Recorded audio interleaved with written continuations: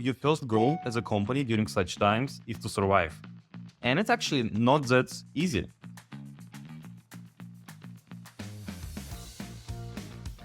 Right now, getting the investment, etc., is much harder if you not fully understand the product. There can be some consequences. It's still very hard for me. It's still like a cause, like a procrastination and fear. People get fired via the Zoom without a previous notice. It's obviously also rise anxiety, and you need to somehow deal with this anxiety. There is always will be people who are confused, afraid, angry. In such times, going very deep into the engineering is not an answer. You can't afford to say something like, I don't know. Teach people how to think in business language, not in the engineering language. It should be like your main job. Communication, communication, communication.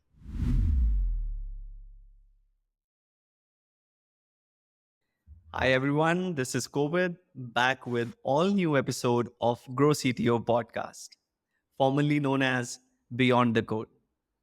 And today with us on our episode, we have a very special guest who has 18 years of engineering and leadership experience. He is currently heading engineering for TIKE. Welcome to the show, Leonid. Hello. Thanks Great for to have having you me. here. Yeah, we're glad to be here. So it's a good chance to land a very interesting topic, which was suggested. So I'm happy. I'm in IT for the last 20 years. So a lot of things I see the companies rising and falling. Tried various technologies. I've been both like a very deep in engineering, and now I'm on more leadership roles for the last 10 years. So it will be interesting to share some of this experience, I guess. Sure, absolutely. But before we get started on our today's topic, which is very interesting, and I think nobody has talked about it yet, even though it is there from last few years. So we are definitely, for the audience, I'm just putting out loud. We are going to talk about how to navigate and lead dev teams during the time of recessions. So that's the topic for today. But before we jump onto this topic, Leo, I think we would love to know a little bit more about you. Something around your hobbies, your personal life that you think would be interesting and would love to share with the audience. So please go ahead and tell us who Leo is. Yeah, absolutely. So I was also a person who likes the challenges, and I was also into like a startups, side projects, all kind of stuff. So I had my first business at 17 in university, and I always worked for the startups as well, and I really enjoyed it. So I never were like in big corporate environments, so similar, always fast pacing, rhythm, and I really enjoyed. So as for now, I'm currently live in Istanbul. I'm have two kids, beautiful wife, and I personally kind of my hobbies and my work kind of have good intersection. I still up to this day I do have a lot of side projects. Some of them I even try to monetize actually. Some of them just like for fun, and I always stay up to date, especially like with the current AI hype and all this kind of stuff. So I'm very curious, and yeah, how can I say? Great. And what about your current role at Tyke? Like when you're heading engineering for such a company, which is multinational, like you Yeah. have offices in different parts of the world. How is your experience working at a multinational? Whereas when you say you are very curious, you have a lot of side projects. Don't you think it is very contrasting, like on a daily life, how you see things? Well, I don't know if if it's exactly contrasting or not, but interesting thing is that I probably would never again will work in the office, for example. That's definitely affected my life. In the last 10 years, I'm working like a fully remotely for various clients in the US, in the Europe, etc. And it changed my lifestyle a lot. It changed the way how I manage my life balance, how I find time for my side projects as well, and so on. Because it allows me to save some of the time as well, and yeah, so it's very interesting. And being like a distributed company, there is also kind of like a bit of a difference between like a remote and distributed company. Because when we're talking about remote company, it's for example like you have an office in like your country and then employees like working from other cities, for example, in that country, and you are still close to each other. But being distributed means that people are literally spread across the world, a lot of mixed different time zones. It's very, very challenging for building in general, like teams, the communications, all the channels, and like a being, like a efficient in communication and so on becomes like a super important and actually like essential for survival of such teams, I guess. Yeah. So it for sure affected a lot, like as a way how I think, how I build the teams, what kind of people I do hire, and so on. Yeah. Perfect. Great. All right. Thanks for that quick intro, Leo. Let's move on to our main topic for the day, and let's start discussing about these economic crises that happen time to time in this Yeah. world, right? And the latest one is something that we are going through and almost out of it.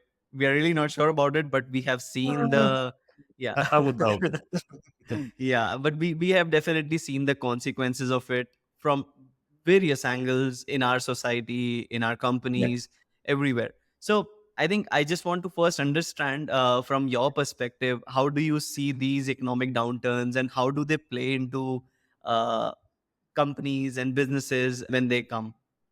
Yeah. Overall, like when you live long enough, you start seeing the patterns. Uh, when it repeats again and again, you like not being surprised anymore that much, and you kind of like know what to expect and what to prepare for.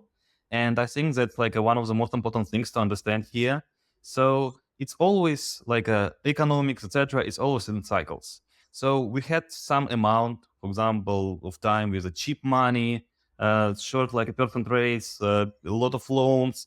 We see market is booming, everyone gets investments and so on. And now we are in the like an interface. So like money is very very hard.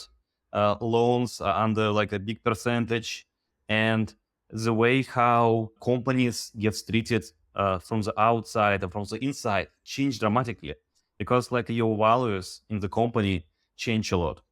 And in a lot of the cases, like I think one of the main things to understand during these times that it's not, first of all, it's a time of chance, because the ones who will survive this period will after get very nice bonus and very big boost. So your first goal as a company during such times is to survive. And it's actually not that easy, especially like if company gets used, for example, to the VC money, constant growth, and so on. Because like as I mentioned, like I do feel it. I have some like insights in how the stuff works, and right now getting the investment, etc., is much harder. If in past it was enough to get to like to convince investors that like you have some traction, some good ideas, numbers, etc. Now they're looking for the cash flow.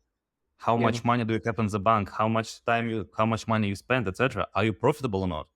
I remember those times when companies which gets bought were measured in Instagrams. Like this company was bought for 2 Instagram, for 3 Instagram, etc. And they some of them even didn't have the revenue, but like the market was booming. And also, like I do see a lot of consolidation in the market happening.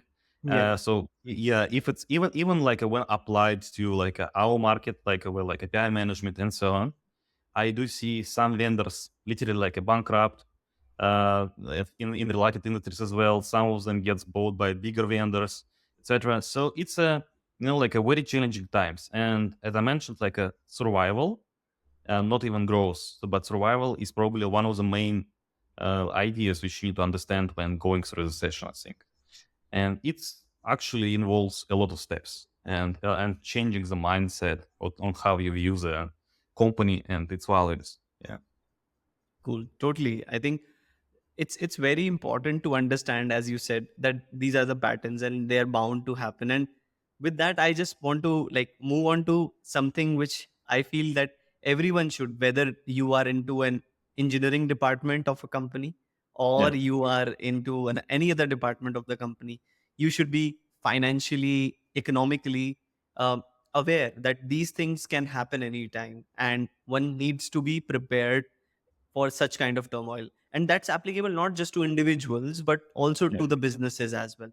What do you think? What's your thought on that? How companies who have come out well out of this situation yeah, have been able to navigate it or handle it better? yeah.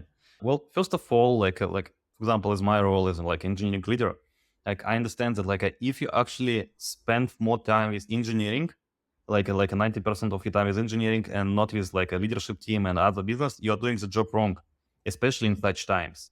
Because in such times, you really need to spend way more time to communicating and understanding the business part, how you Yeah. actually earn the money. And if you're talking about like a metrics, the actual money on the table at these times is the main metric. And you need to clearly understand where you spend the money and what is your like return of investment, let's say. So that's why during such times we may see that some of the like research and development projects gets closed. There are some optimizations of the talent which was hired too much during the good times and so on.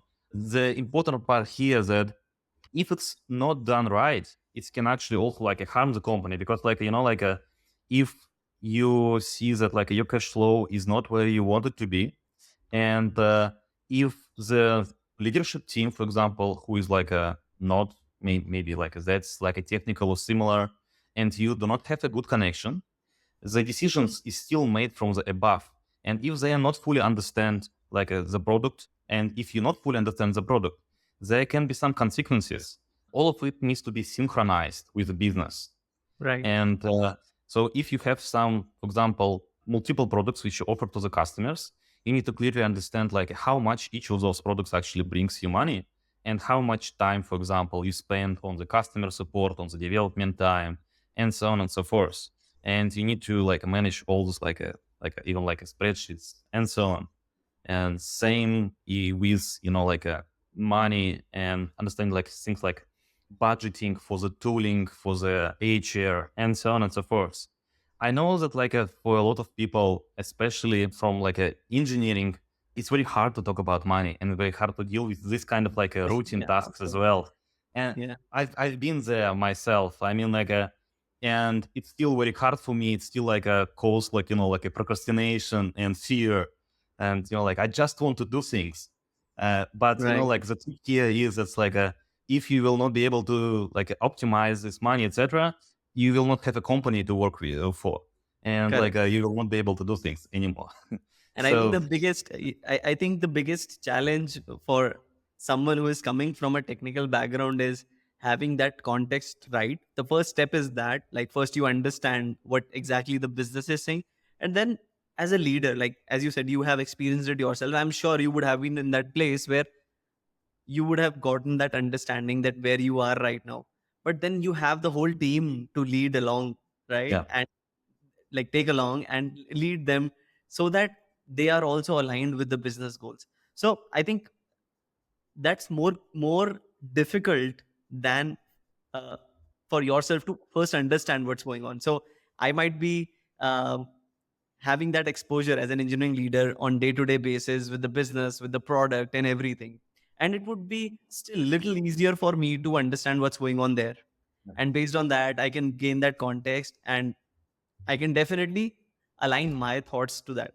But when it comes down to delivering that context to someone who has less exposure to the business, to the product, and let's be very frank and true about it. Like, we try to bring developers to that point where they have complete customer empathy, they have complete yeah, exposure to all things that are happening in the business. But of course, there is a layer where leaders are talking, engineering managers and product managers are talking, who have context for both sides, but developers are still in that silo where when you start explaining them these concepts, it might not come easy to them, right?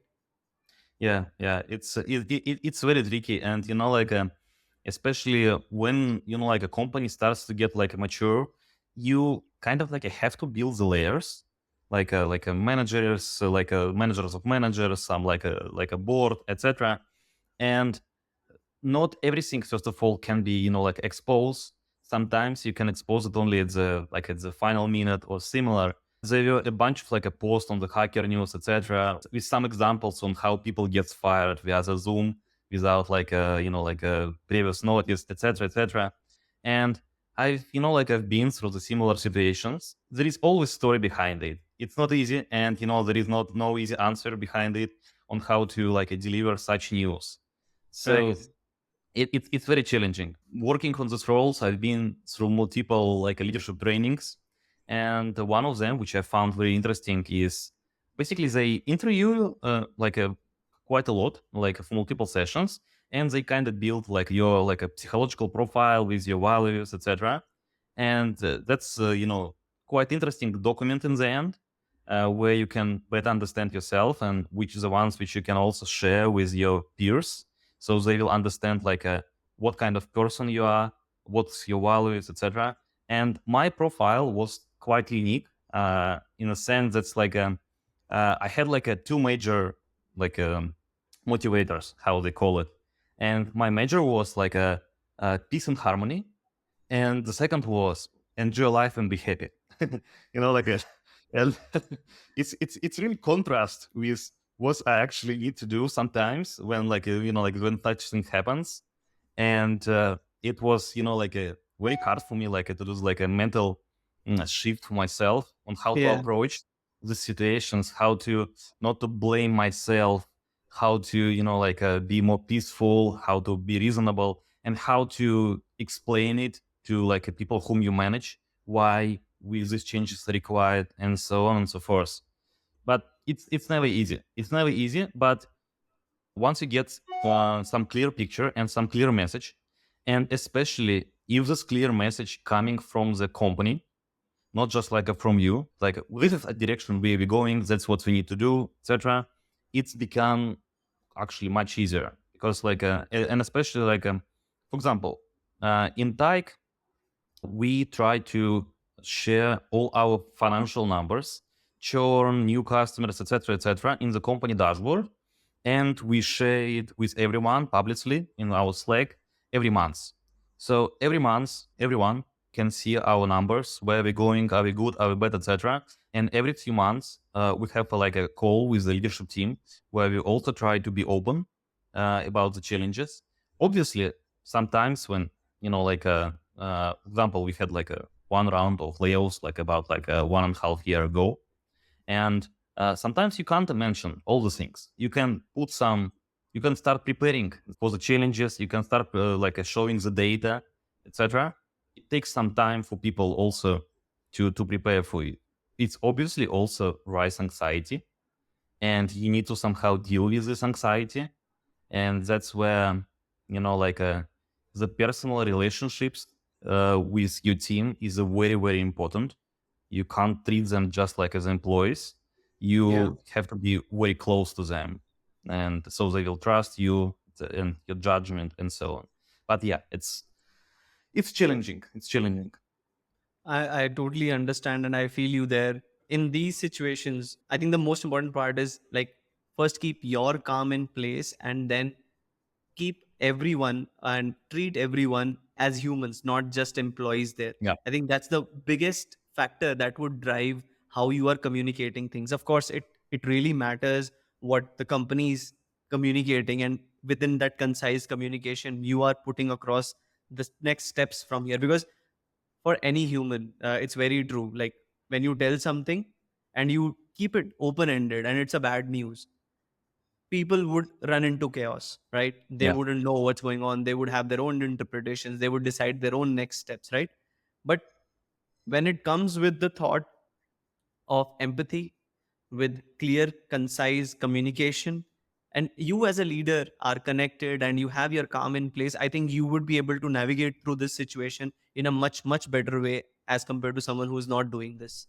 So, in this situation, when you did something, can you recollect some of those incidents, some of those uh, anecdotal things that happened at that point of time, which you did, and could be a good example to explain where you took care of these aspects and you you you felt that you did right in that situation? The person who came to you asking what's going on, and you were able to actually help them understand what exactly happened and how things could look like in the near future. So Yeah. anything that sort happened with you? Yeah. So first of all, as I mentioned, not all information can be, like, unfortunately, like shared with like people whom you manage, etc. And there is some period of time when you like by yourself, and you know the news, but you can't tell them. And this like a tricky situations when you jump someone on the call, but for example, that they will leave, and but you can't tell it. So that's definitely like a tricky one.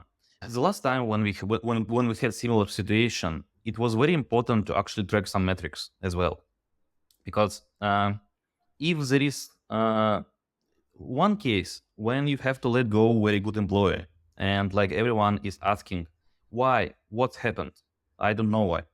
And another case is that when there is some known issue, yes, maybe you try to fix it, some performance improvement plan or similar.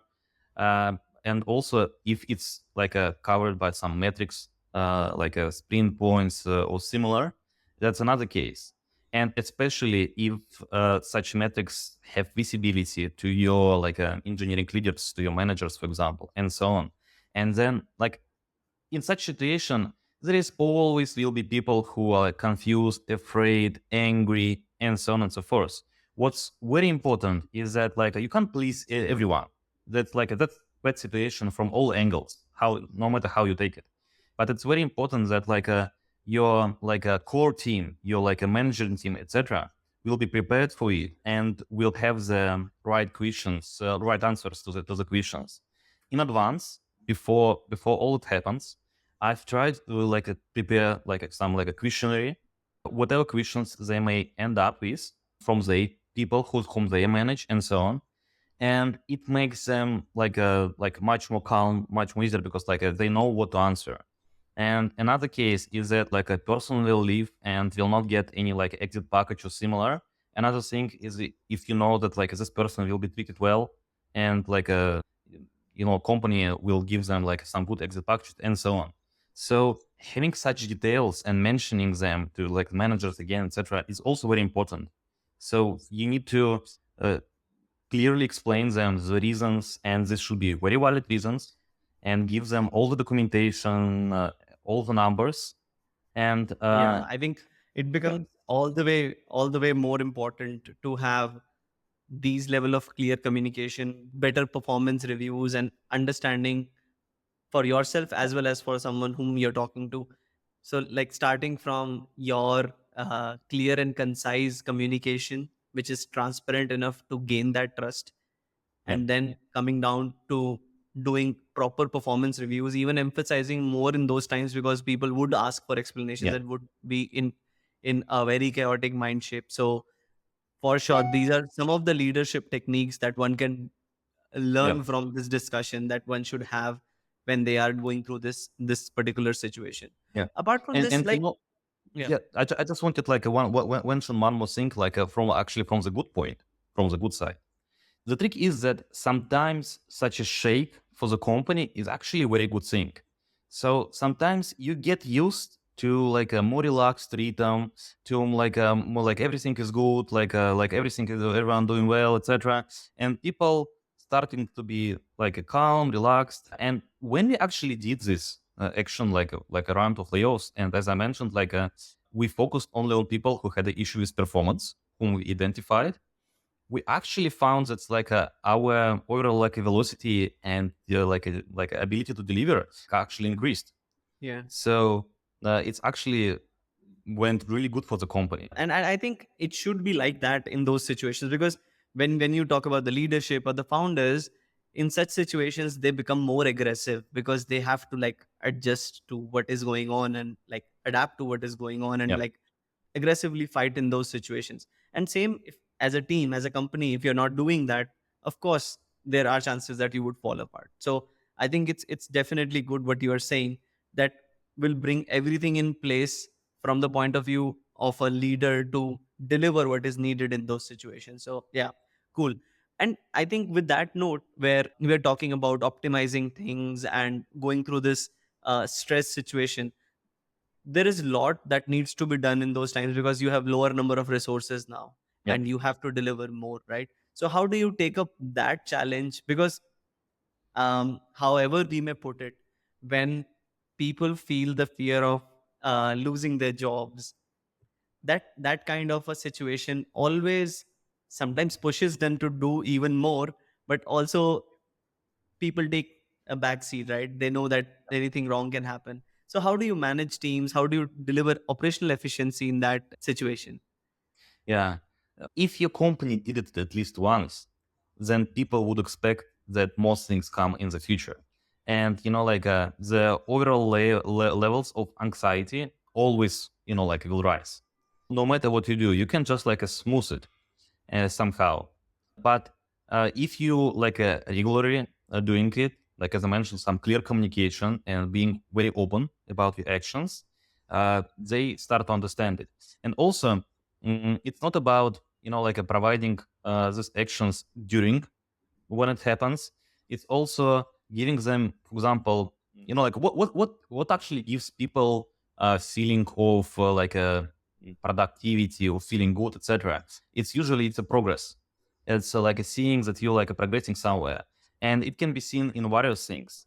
So it can be, for example, in enhancing performance reviews, as you mentioned. So when you started focusing on the performance, and what we actually, one of the actions we did is that we provided very clear format on how performance reviews should be done, but focus not on kind of punishing people if they don't hit some goals, they will have some issue, but trying to work together with them to provide some opportunities to grow.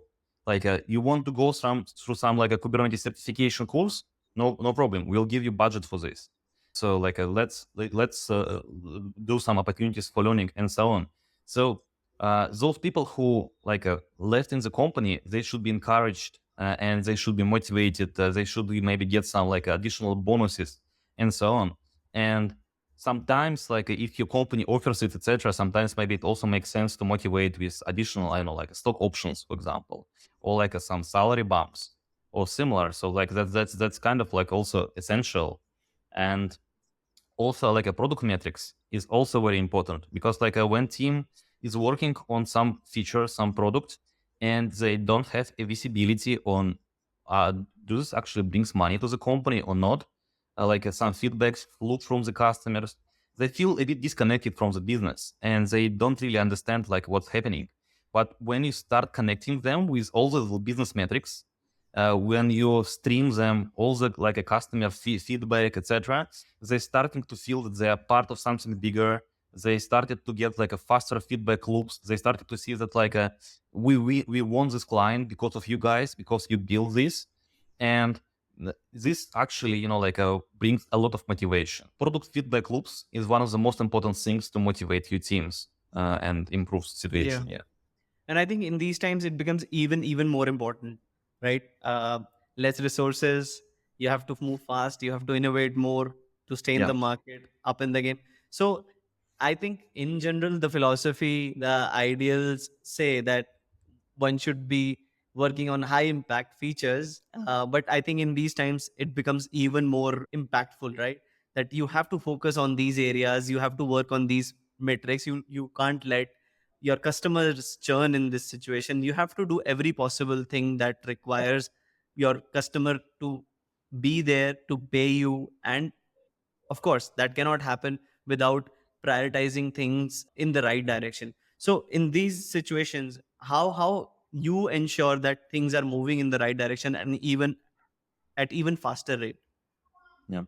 I think it's also, important to understand that the overall a company structure and how the teams gets built, it makes a lot of, a lot of difference. And sometimes it does make sense to rethink how you actually structure your processes, how you structure your team and so on. So let me give you example. So we come up to this scheme about 2 years ago, and right now we refining, and we actually constantly refining it. So I think first of all, constantly moving and constantly changing your processes. It's it's a key thing. Don't be afraid of a change. Then don't being afraid to hire people who do the best, good job for the things you don't like to do. So I, for example, I'm good with people. I'm good at engineering, but I really don't like and pretty bad at budgeting, at like a long-term planning, at the various reporting, and so on and so forth. So a few years ago, like when we started scaling the team, and it was like a we would jump from like a 10 to 50, for example. It's like a 5-time change. We realized it's like in order to keep up this growth, we need to support operational and delivery initiatives. So we hired a person who's like really amazing, and we have a really good bond, who took some of these responsibilities out of me. And the same was also about the product vision as well. So when you grow, you need someone to have especially like if you have multiple departments, multiple teams, etc., like some coherent vision of so all of those teams will work as a together, and all Yeah. everything which they deliver will be somehow connected to each other. You will be developing it as a one thing. It's much more efficient rather than you all work separately.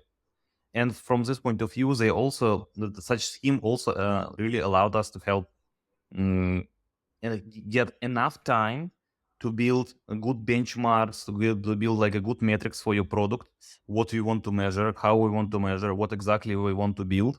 So this process is super important, especially like in such times. Going very deep into the engineering is not an answer. You need to start optimizing your product for the customers, for the churn, maybe for the user experience, and so on. So it's not time for like a research and development and etc. So yeah, that's for sure. Like we've changed a lot, and right now, for example, we also trying to change and optimize some of the processes.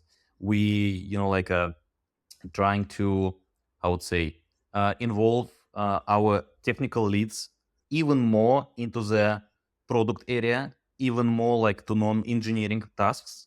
So they together with like a product managers, they will plan some like roadmaps in advance, find some blockers, etc., and try to think as a product, as a business, as from the money point of view, how we going to sell it, how we going to what kind of like a customers and jobs to be done we want to be covered. So we're trying to teach people how to think business wise in business language, not in the engineering language. Makes sense. The understanding that I'm building here to actually navigate such situation is to have the right culture coming in place with the people, and along with that, of course, you Yeah. would put more focus on those important metrics which will be impactful, whether they are from the operational efficiency point of view, or whether these are some metrics that directly link to the customer satisfaction, customer engagement. So I think a combination of the culture, the right operational metrics, and right product and business metrics would sum up to give you a framework uh, on how teams should operate in such situations. So even though we have talked about the operational part and the customer centricity part, I would want to understand, like, when you are trying to bring in this culture that things have changed and you're bringing that transparent communication, you're trying to bring people together, how do you ensure that people are really onboarded? Like, do you go an extra mile to understand that from your teams, or what exactly do you do to understand whether everyone is coming on the same boat or not? Yes. So first of all, when such things happen, like when there are some big changes, it going through like multiple phases. First, you have a phase like a preparation. And during this preparation, I usually try to prepare like engineering leaders with the message. And like as I mentioned, like prepare them in advance. But the team members still don't know about it, majority of them. So Yes. when something like some big announcement happens, some changes, usually it's like a company-wide announcement, like from the founders, from the board, etc. And then it should be followed really with a team level like a calls, more private ones, etc. It's very important that every team will have, how to say, like a safe zone to speak out. Usually, it's first of all, people feel safer when they are in a smaller group, especially when they're within the team. Also, they need to feel that like you are part of the team, not just like some boss from the top. So like they should be able to openly speak with you about the problems, about the concerns, and so on. And you as a person, when you like join such calls, you should be like a super transparent and super open. You can't afford to say something like I don't know. You can't afford to say like I can't tell you this or similar. You should be very confident and you should be able to answer any kind of like a concern or like a follow up later on it and so on. So if you will not be confident, then like they will also will not be confident. That's super important. So like a Yeah. preparation and getting in advance all the questions, all the answers is super important. And also another thing is that when we build the like a hierarchy of the like a management, etc., sometimes maybe people uh, so it actually also depends on the cultures a lot. Like while working in distributed team, I realized that like people from different cultures are very different in the communication. Some of them like are very open. Some of them are very direct. Some of them afraid to ask questions in the public. And when you know these like nuances, you can treat it better. So you need to know your people. You need to know your team. And for some of the team members to whom I see that like they're like quiet, they like they and I see that by their face, by their emotion, like something is not right.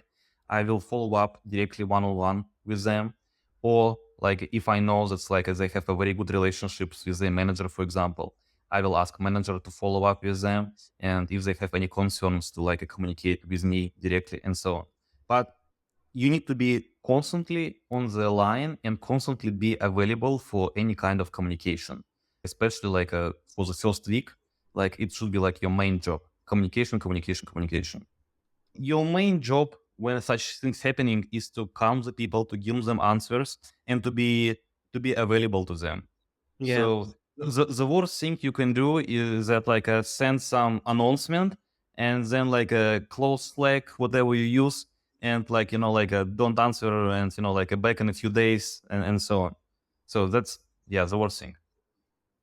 Cool. I think that's some really, I would say, hands-on advice coming from someone who has seen situations, and that seems to be very helpful, and we can totally relate to it. So now, when you have made us understand how things should move in such situation, what's your forward looking strategy, or what's your like major pointers that someone should take away from the whole discussion that we have had? So I would like to quickly summarize that, as we are running out of time, and hear from you the last few important concluding pointers. Yeah, right. So like I think like as a number one is that like you should stop being afraid of money related questions. So money becomes the number one essential metric, and you need to understand how the company makes money, how the product makes money, which exact parts of the product make money, and which of them are actually like don't and actually drain your money. Yeah. So that's number one to understand. You can't do it if you will not have the proper metrics in place. So like configuring first of all like a product usage metrics is super important, but also having the team metrics is equally important. Specifically like knowing how much in terms of like a category of tickets, features, etc. How much time do you spend, and how much, for example, change failure rate or maybe like cycle times for specific like a product's features. And like in the end, like if you for example know that like your team spend I don't know like $20,000 per sprint, then when you start like mapping the features, like some customer ask you to like build some feature. Okay, it will take us one sprint to build. It will cost you like a 20K. Like does it actually worth doing or not? Yeah. So money becomes very important. And when you actually need to do the hard decisions, you need to like the communication is the key, the transparency. If you like as a leader don't have the answers, if you're not confident, people will be not confident the same. And you should be very close to your team. They should treat you as a team member. You should build the trust lines, and you should do it before. It's not like you coming one day like hello, I'm your friend. No, like it's like it takes time, and you should have a like, especially like if you like have a more complex, bigger team, you should have a very good chain of communication.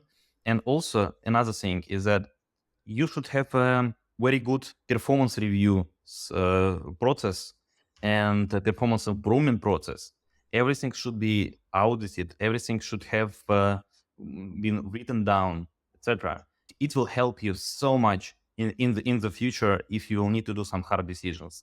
And when you do them, when for example you need to like lay off some people, especially like if it's like a monthly or similar, the best thing you can do as a leader is to be with the people, like be available. Your calendar should be open for anyone, and you should be proactively following up with everyone, answering all the questions, and being as transparent as possible. Makes sense. Makes sense. Totally.